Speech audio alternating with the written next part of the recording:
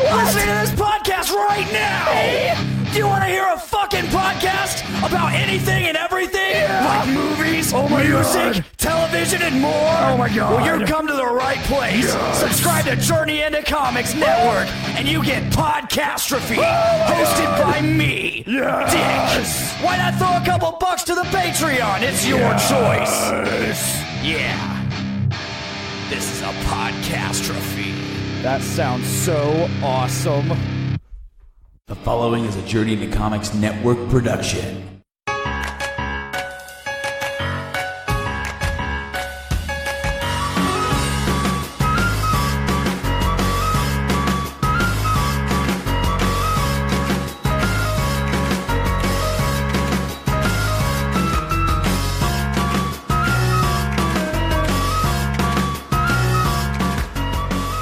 Hey everyone, welcome back to Adulting Ain't Easy. This is episode 4, if I'm not mistaken.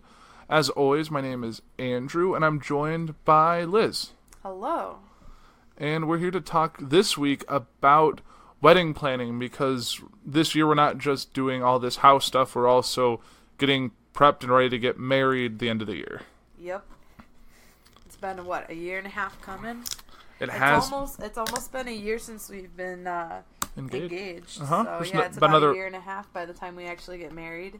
I think we're about exciting stuff. I think we're about a week away from the engagement anniversary, which is exciting. A lot has happened. Yeah, speaking of that, that was something really nice that I liked about when you proposed, was that it was actually like a significant day in our relationship too. So yeah, it is about a little bit over a week away. But so I guess the story is that Andrew actually had come up on July 13th of 2012, yeah? Yeah. 2012.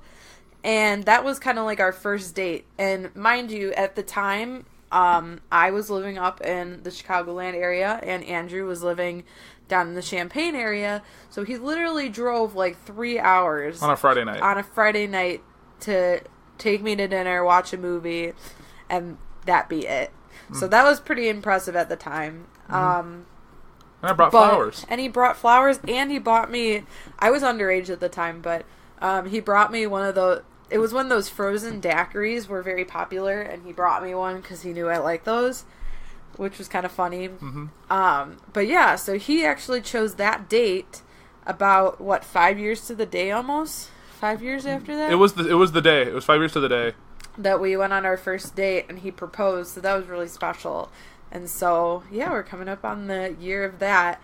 But ever since then, we've kind of been intermittently doing wedding planning. It was kind of like when we got engaged, it was like we were going on vacation, and then, of course, all of vacation, everybody's like, well, what do you want your wedding to be like? What do you want? Where do you want it? What time of year do you want it? Blah, how many blah, people blah. think you'll be in it? Yeah, how many people season, in your wedding? all that. It was just a mess. But I guess one of the biggest things is just enjoy being engaged. I would say I do enjoy being engaged. I think It's fun. I like going to. Some of the wedding stuff can be stressful, but I think the more stressful stuff for me is the stuff that I don't want to do. But the stuff that I do want to do is more fun, like in terms of planning, right. Like going shopping for my wedding dress. I swore to God that I was not going to be that person that went to only one dress shop and pick a dress from that first shop, but I was wrong. But apparently all my 2 friends that went with me knew. They were like, oh yeah, we knew you were going to pick a dress from the first shop. I was like, well, gee, thanks. You should have told me. So you had another 2 appointments booked? Yeah, I had 2 appointments booked. I'd already bought my dress, so I had to make up some bogus excuse to get out of it so that I didn't have to worry about trying on even more dresses and being more confused. But one of the things that I was really stressed about, and I don't even know why I was very stressed about it, was floral arrangements and flowers. I don't know. And that was probably at this point is probably the worst thing for me. That was the most I didn't want to do it. I would just wanted to avoid it at all costs. And it took us months to actually pick out something for our centerpieces and things like that. And they're not even going to be like... And they're not even going to be flowers. We're doing more simple, like, candle type deal. Right. And the one thing that's really, I've noticed really surprising is things that you think are going to be expensive don't turn out to be expensive, and things you don't think are going to be expensive turn out to be expensive. Yes, I agree. Especially when it comes to, like, when I was looking for stuff, how to ask, like, my bridesmaids, stuff's expensive for that. And, like, some people shell out a ton of money just to ask their bridal party to be in their bridal party. And then you add to that, you know, all the different accessories you have the day of, and it's just, like, it adds up very quickly. And you don't realize it until you actually start shopping for it. So that's why I went a lot simpler with mine. It took me a long time to figure out what I wanted to get my bridesmaids, but I actually ended up getting something that I had actually pinned on Etsy. And I was like, oh, that might be something really cute. It was a really simple necklace. And I ended up actually making my own, like, little printout that I put inside the box that I used, and I sent them to all my bridesmaids, and they really liked it.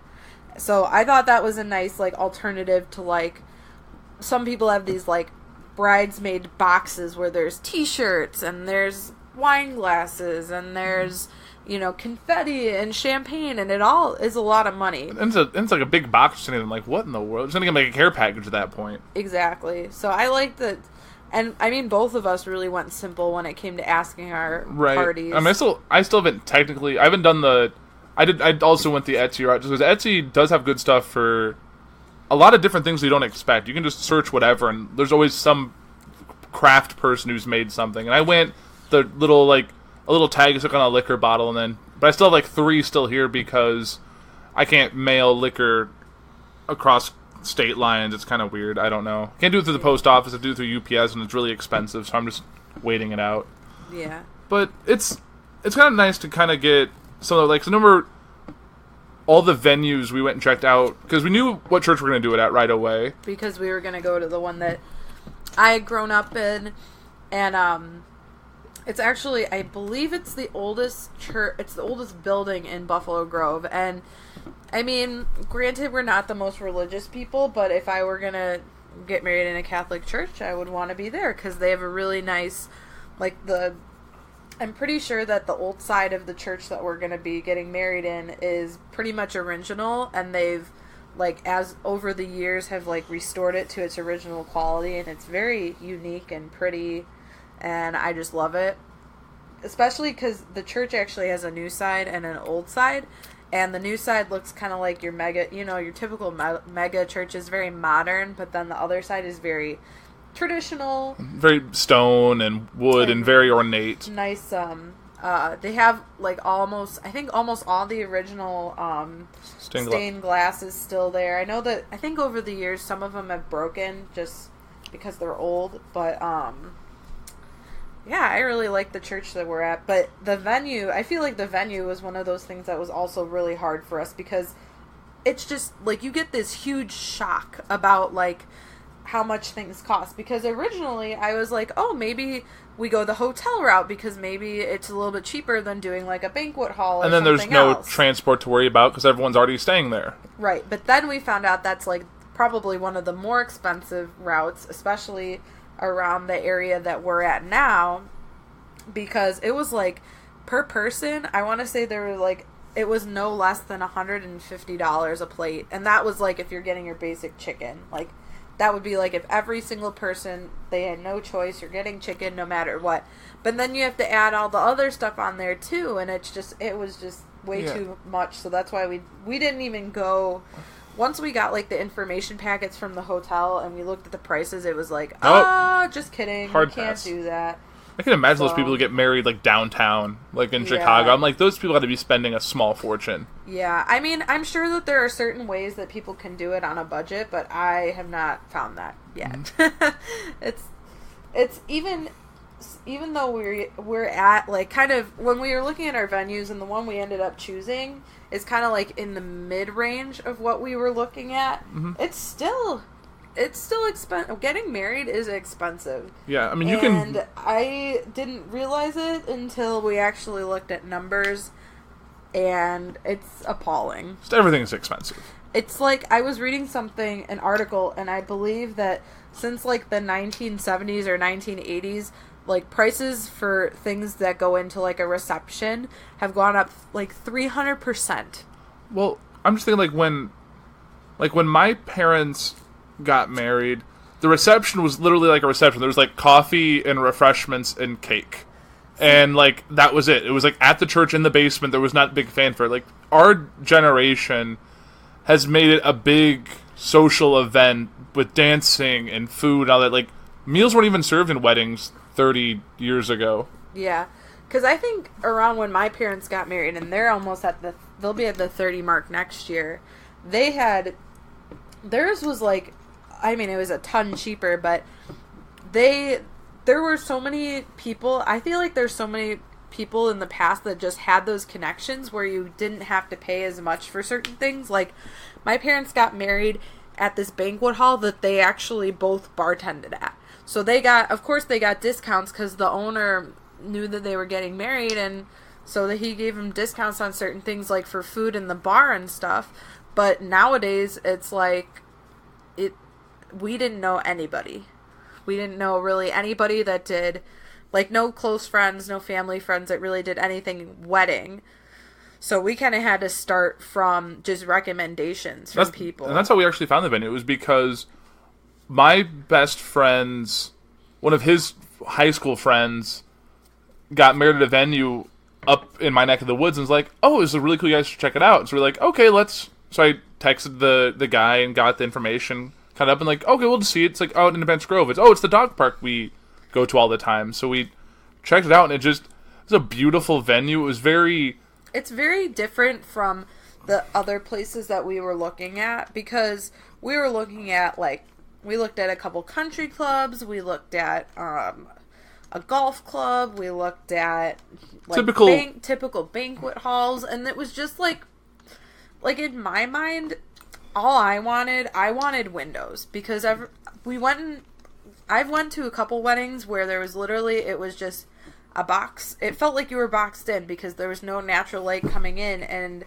it was just a big room with a bunch of people in it, and I didn't really care for that. So I wanted to look for some place that had, like, a really nice view, or, like, at least big windows, so that you didn't feel so much like you're in a conference room or in a banquet hall. You felt like you were somewhere else, or right. Like a little bit more, I would say, like a little bit more like a destination. Right. So, like, some of the ones we like, oh, there's windows at the end one, but it's only on this wall, and it's only these 4 windows. Yeah. But, like, the venue we found, one wall is literally floor to ceiling windows, another wall is about half windows. Mm-hmm. So, like, it's a lot of light. I mean, I know it's winter, so it's going to be pitch black by the time we're in that place, but it's still, with outside lights, if we get a little bit of snow or a little bit of light dusting, it'll look really pretty with the lights there, so...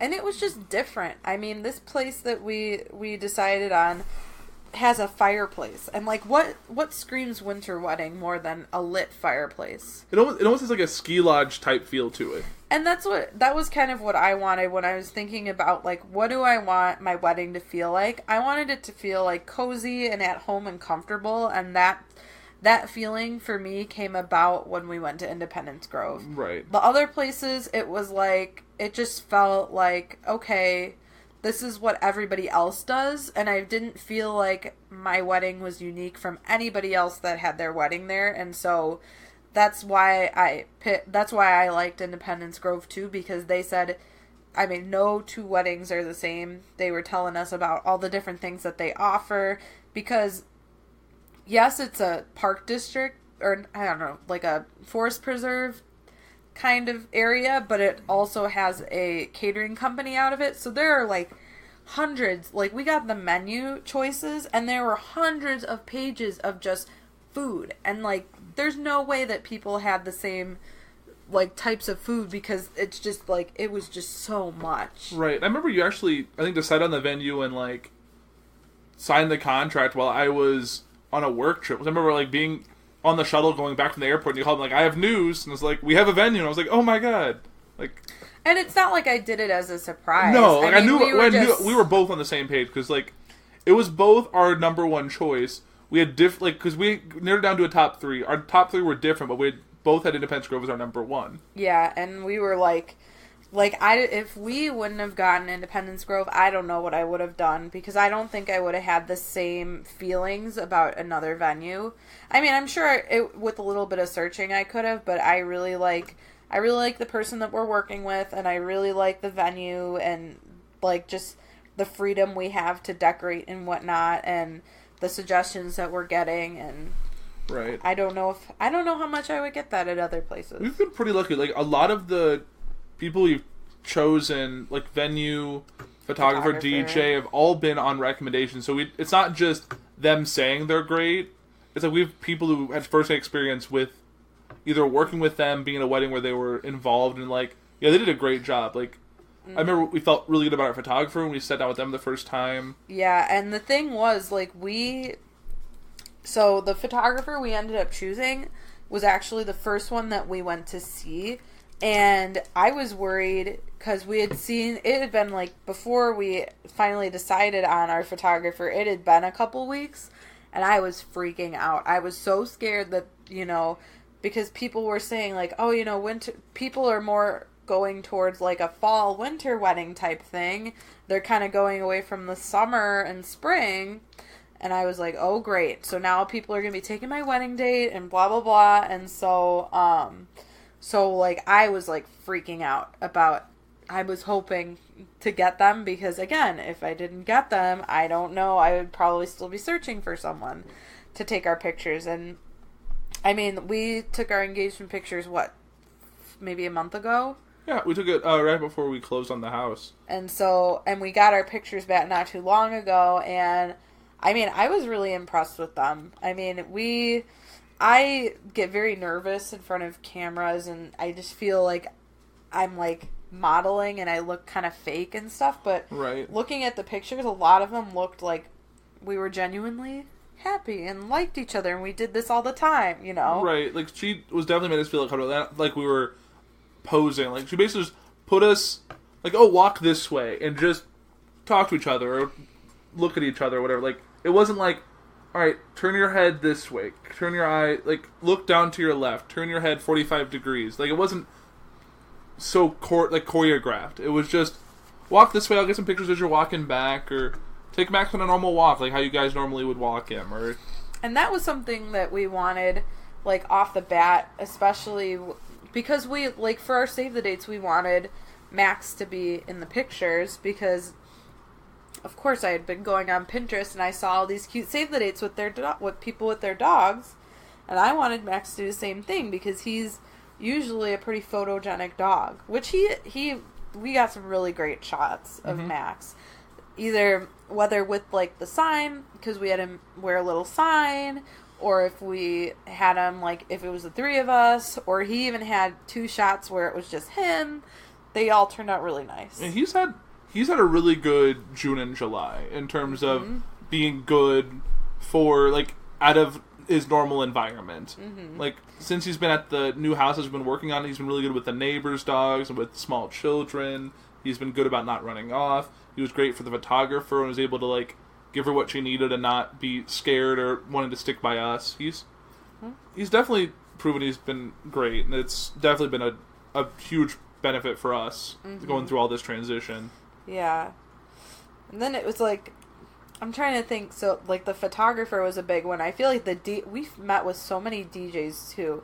Because that's another thing, because I was told when we got engaged, like, you have to think of the things that you find important when it comes to your wedding. So, some people think that food and music and, like, more of the entertainment is important, and other people may like, there's like a lot of interchangeables like flowers or favors or whatever, and I think we pretty much agreed right away that we wanted good food, and we wanted good music, and we wanted good pictures. Right. Like, we didn't, like, those 3 things, like, we were willing to spend more of our budget on because we wanted them, because, I mean, with pictures, you're going to be looking at those, like, the rest of your life. I mean, I know Right. a ton of people that, like, that's their thing. Like, they get their wedding pictures and they find, like, the best ones and they put them on canvas. Or, like, they, you know, it's like 4 or 5 months after your wedding, you know, people are going to be asking to look at your wedding album and you don't want to be like, oh, these pictures didn't turn out so good. Right. And then it's like with the DJ, it's like, especially with our two different tastes in music, I wanted to find a DJ that can blend them well. And like I think that was a bigger challenge for us. And it's really hard because I feel like a lot of DJs they like come off so nice and so like wanting to be unique to you, and then it's like you have to make a decision and you're like, oh my gosh, I like everybody, like what do I do? Do you remember when we had to watch all those videos with like all the DJs that are available, like little like clip shows they put together, and it was just That like was really cool though. And I mean, if it didn't work out with the DJ that we would have had or that we have now, I probably would have gone with them. But those videos, it was just so long because this DJ company had about like 12 or 13 DJs. And so they're like, oh, like you can pick your DJ based on these videos that were taken at weddings. And the people at these weddings like allowed them to be videotaped so you could see how they act. Mm-hmm. But the company that we got it from, or the company that this is from, it was just like it was just a business card that they had at the venue. But we ended up, again, going with a recommendation. One of my good family friends went to a wedding downtown in Chicago, and they were at, I don't remember. It was a heritage museum of some sort. I don't remember what exactly. But they had this DJ, and they were like blown away. Like they had such a great time with this guy. They actually got his number and his business card, even though he says that he's not like one of those that likes to promote himself. Like my family friend like literally went up to him and said, I have someone that is having a wedding. I want to give her your card so she can see what you're about, because we had a really good time and we want her to have a good DJ, and we know you're a good DJ. So that's kind of how we got our DJ, and I'm kind of excited for him because he's very open to kind of mixing our two styles of music, which sometimes people can be a little apprehensive because my style and his style are just so different. right, because though I like all of your music, I don't have like Sirius or XM or anything in my car, so I listen to a lot of top 40 stations. So I listen to all that current music, and listens to alternative music and 90s stuff. And Not really as much alternative. I mean, it's old alternative, like,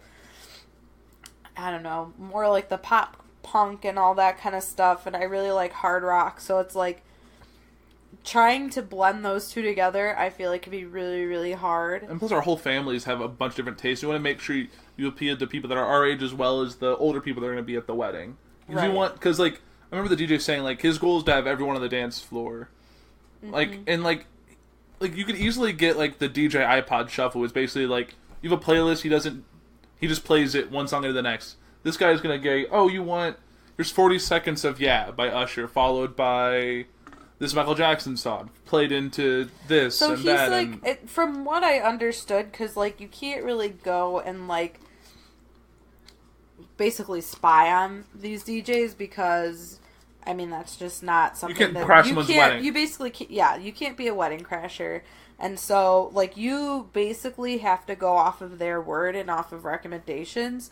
So, I mean, he said that he even did a Blackhawks player's wedding where he was a total metalhead and she was, like, totally into Britney Spears and stuff, and he was able to do it. And that really kind of sold it for me because I was like, for me, in my mind, there's the Pop Goes Punk albums, like, I love those because it combines the top 40 music and the kind of music that I like and just pushes them together. So I'm hoping that he can kind of incorporate that in there, because sometimes I have trouble dancing to things because I'm not the best dancer. I'm very much a shoulder dancer, if that makes any sense. Like, I'm not I don't have any of these cool dance moves. I literally just move my shoulders back and forth. Like, Right. I'm very awkward. It's going to be very hard for us to be the centers of attention in terms of everyone looking at us while we're dancing. No. I don't even, like, I don't like being the center of attention at all. Like, at any time in my life.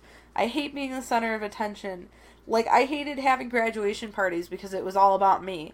Birthday parties were a little different, but, like when it's just recognizing me and it's, like, not my birthday, it freaks me out. Right. Like, when my boss calls me out at work, like, it freaks me out. Like, if he sends me, like, when was, so it was, like, towards the end of the school year, I got recognized by the Board of Education of, Fox Lake District, for participating and starting up a coffee cart for my students with disabilities, and they were honoring us, and that really freaked me out. Like, I was like, this is the board. Like, it's like, you only hear about those things as a teacher, like people go to those meetings and stuff, but, like, you really don't, a lot of the time, it takes a very big thing for the Board of Education of your school district to, like, take notice and want to honor you for something.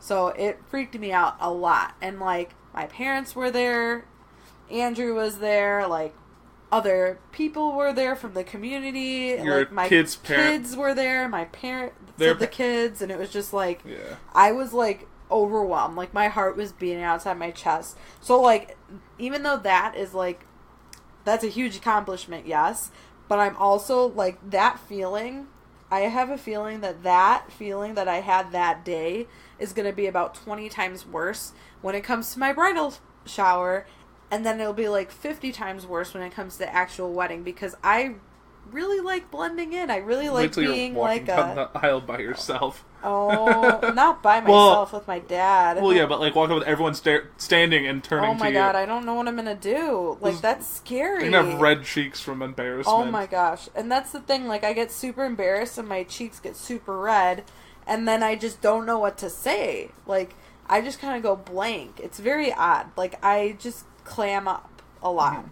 So It'll be fine. Be fine. I'll be there. Yeah, it'll be okay. I'll just have to, like, hide in a hole for, like, a week afterwards, because it's going to be way too much social interaction for my liking, which is why it's good that we're hopefully going to be going on our honeymoon right after. So and it'll just be us two together by ourselves. Yeah. And Liz can decompress. Yes. And relax. Yeah. On a beach, hopefully. On a beach. Somewhere warm. Or cold. Either way. No. No, it has to be warm. We can just lay in some snow. It'll be fine. No. Liz wants tropical. It's fine. But, yeah, I think a lot of it getting to the day is going to be interesting process, but I think we'll be able to get through it. We've had a lot of luck, and I know we had a lot of people that we liked, but, like, certain circumstances, like, out of our control, like, my second choice venue that I liked never returned our calls. We're like, okay, well, they're out. Mm-hmm. Our DJ that we were really liked, that we, like, talked to at a Starbucks, had a baby and had to cancel an appointment, and then we're like, thinking about, like, well, he's more, like, he's a better MC than he is a DJ. Like, we don't need an MC, we need a DJ. Right. And so, yeah, so certain things, I mean, happened for a reason. So, that's kind of how I felt about it. But I'm excited, though, because some of the more exciting things haven't even happened yet. And we still have that stuff to come, like we have to do our tasting, which I'm super excited for, because I love food. Oh, we gotta talk about a little bit of our details, being like with our dessert thing that we're considering doing. So at our venue, about usually it's like 4 months out from your wedding, you do like a details meeting. But since I have to go back to school in August, and like around the time that we would have our details meeting, it would be kind of like in the nitty gritty of the school year, and it would be kind of hard for me to get away from, like, take a day off of work to go do a details meeting during the year. So luckily our wedding coordinator was super nice and was like, yeah, we can, if we do it in July, then you can get your tasting in before you start school in August, and it just keeps the ball rolling. I'm like, perfect. And so my mom's also a teacher. She's in the same schedule, so getting her to come up on a weekday in late August or September is next to impossible. Right, because so the tasting days are Monday through Thursday, so it's like, well, you can't really like, it's hard to take, for me at least, it's hard for me to take days off in the middle of the week. If I have to take a day off, it's usually like a Friday. But, so the details meeting was good. I mean, so we were allotted about 2.5 hours to do it. Mm-hmm. It did not feel like 2.5 hours. We took the whole time, but it didn't feel like 2.5 hours. Yeah, I would agree with that.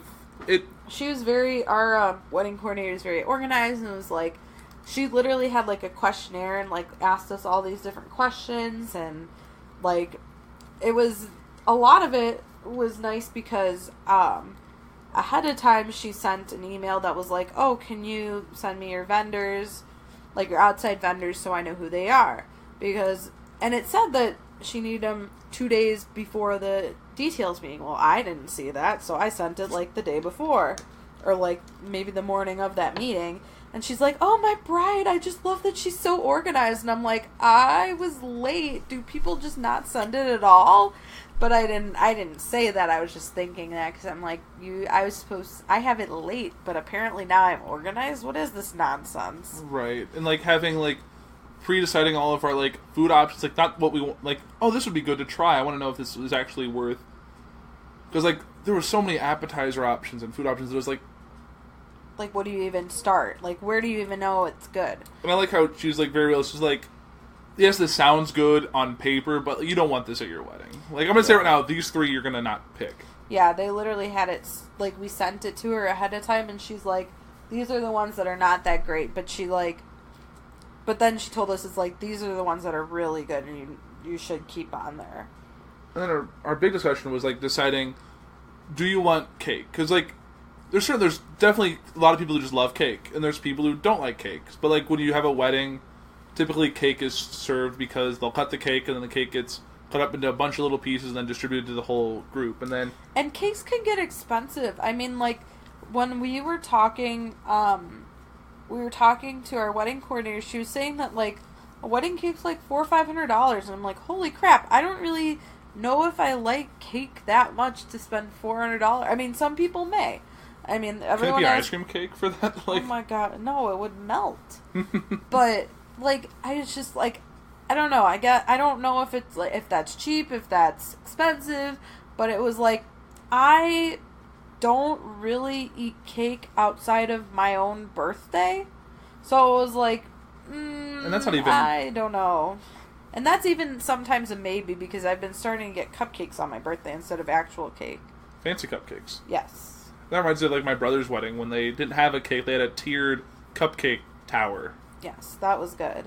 Except for the special cupcakes that accidentally got distributed. Oh, yeah. Those were that's fun. But like one thing to talk about, like, if you're looking at other dessert options, like it's not everyone likes cake. You're gonna get everyone a piece of cake. You have half to buy them aren't gonna like, go. You have to buy a certain amount of cake. You don't buy for 100% when it comes to cake. You buy for like a little bit over like 60-70% of people, because.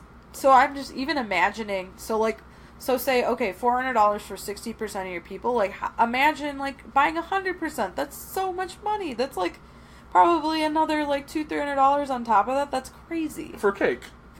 For, like, not even, like, sustainable food, it's just flour and sugar and milk and eggs and all that stuff. And it's something that we don't really, it's not, like, our favorite thing in the world. Right, like, I like pie, and you're not a huge cake person, really. I like all sweets. I just, like, cake is something that I think I overdid when I was younger, and now that I'm older, it's like, I can do without it.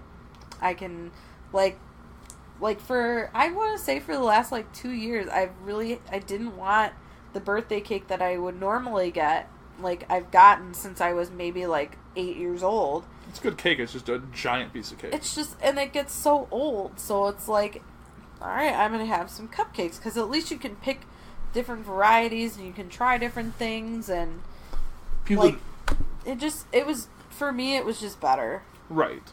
And I definitely agree there. So we kind of, because of our feelings of cake, we're like, well, maybe we go with ceremonial and do something else.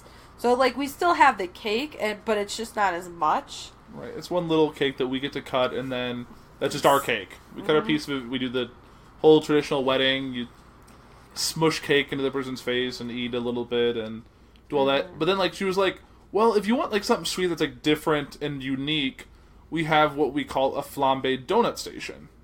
Which is literally, like, a person who set up at a table who will flambe donut. It's like a mini kitchen. They have, like, this, it's like, it's crazy. Like a skillet and pictures of it. So it's like they take these glazed donuts, they put it in a pan, and they have, like, brown sugar and butter, and then they serve it with ice cream. So, and they do, like, separate ice cream. So if people don't want the donuts, they can have ice cream. And what's nice about this was that we can actually taste the donuts at our tasting. So it's not, like, set in stone yet that we want these donuts. So we get to try them before we even decide if we want them. If we like them, we can have them there. And I think the other appeal with the flambe donuts, too, is, like, when was the last time you did that? Did you ever do that? Like, me? I've never done that. So it's like, and for the price, I mean, it's roughly the same amount of money per person for cake as it is for donuts. So it's like, why not give them an experience, too, you know? Right. Like, you wouldn't, like I said, like, people are going to remember the food and the music. And if you have a flambe donut station, they're going to be talking about that as they're leaving. Because it's going to be right after the holidays. People are still have their sweet tooths from Christmas. They're going to just long for that, and it's going to be great. Yeah, so I'm excited to try that when we do our tasting in August. And if it turns out, like, oh, it looks good, but it doesn't taste all that great, then we can always go back to cake or do something different altogether. Right. And from what, like, and that's, we were kind of, like, going back and forth with that with our coordinator, and she's like, you don't really have to have your cake done, like, you just need to order it, like, 2 or 3 months in advance. So, you know, you have time. She's like, if you don't like the donuts, you know, you can always, like, call the next week and see if you can get cake tasting for, like, September or October, and you're not going to be late, you know. So that was kind of, like, reassuring as well, that she understood kind of, like, our fears and was able to kind of, like, make us feel better about trying something different. Right. Like, something like, we're like, oh, that just seems a little extreme, or, like, even, like, the late night snacks, like... That was a big one, too. Like, oh, we want it to be... Like, oh, there's sliders, you could do pizza. And we're like, I want pizza. Like, pizza's always good. It's good hot, it's good cold, it's good at the end of the night when you're had a little bit to drink and you're tired. And you're like, I just want a piece of pizza and to go to bed. And, like, that's what I wanted. And you can have sliders, but they're messy. But everything that is salty and delicious is messy. But... Yeah. Well, and, like, the reason why the sliders came up, too, is, like, my dad really wanted White Castle. And I'm like, well, we can't really bring in White Castle. But she said, oh, our sliders are better than White Castle. But... Like, in the back of my mind, I kind of knew I wasn't going to do it because, like, thinking about it, I'm just like, White Castle on my wedding night, like, they give me major, major gas. I'm like, and I don't want to have to be running in the bathroom in the middle of the night. Like, it's just, I'd rather just White Castle and weddings don't go together. Exactly. I feel like pizza is a more safe choice and people will eat it, and... Because I feel like White Castle, some people are just like, oh, like I'm not a White Castle person, but I don't like onions, and they fry all their stuff with onions, so I'm like, I'm already out. Yeah, and I'd rather have something that I can eat on my wedding. I'd rather have something like universal that people will like and eat. Because I mean, granted, I would love to have like 1 million different pieces of pizza to take home, but I know that is not good for me and my health. Okay, and like they're gonna have different kinds. Like people like. Don't do meat. There's going to be cheese. If people like pepperoni, people like sausage, people want some veggies. There's going to be options for everyone. It's pizza. So at least be covered in some regard. There'll be a little bit for something for everyone. And if you don't like gluten, don't eat pizza. That's your choice. Really. Poor gluten. I just feel bad. The people who actually have gluten intolerance, I'm really sorry for you. People who just choose to have, choosing to not eat pizza is like just giving... Like, what's the point? Yeah, what's the point of life without pizza? Exactly. And I think there's just so many different kinds of pizza. Come on. I know. That's definitely a good point. And that's a good way to end the show. We're getting about the 40-minute mark. We could probably talk a lot more about pizza and wedding stuff, but we want to keep these episodes short so we don't end up rambling and I'm getting tired. That's your favorite thing to do is ramble. Yeah, because you listen to my other show where I don't listen to your other show. You don't like news. Well, I don't like news, and because you like to ramble, and I get to listen to that in my everyday life. So why would I want to listen to a show where Right. I get it even more? I'm Right. just kidding. You're just a lovely person. Aw, thank you. You are too. All right, well, Vomit. No, I'm and I just guess kidding. I just realized this episode's going to drop on the 4th of July, so happy 4th of July, everyone. Woo-hoo! Episode 4 on the 4th of July, so that's pretty Day exciting. Drinking. Day drinking Day and pool. drinking and pool and Relaxing and to have a whole decompressing from my whole last week of exhaustion. So, yes. but I think that does it for this week. This is Adulting Ain't Easy, episode 4. Wedding Planning Ain't Easy is the episode title. You can check us out on all the social medias on Facebook and Twitter at Adulting Ain't Easy. And I know I've been terrible about posting stuff. I'm going to try and fix that once my life is no longer as hectic. So hopefully I'll have stuff out tomorrow since it will be a holiday and I won't be working. So I'll have that out on there to remind you. And definitely check out all the other shows on the network by going to journeyintocomics.com. You can get all the other shows, early access and exclusive content on our Patreon, which is patreon.com/journeyintocomics. We're every other Wednesday opposite Foodies Watching Movies, with which both Liz and I have been on. It's a good show, too. And Nate, Veronica, and Lauren also do a great job on that show. So definitely check out all the other shows on the network. There's always something for everyone. But that does it for this week. I'm Andrew. And I'm Liz. Have a great week. Bye.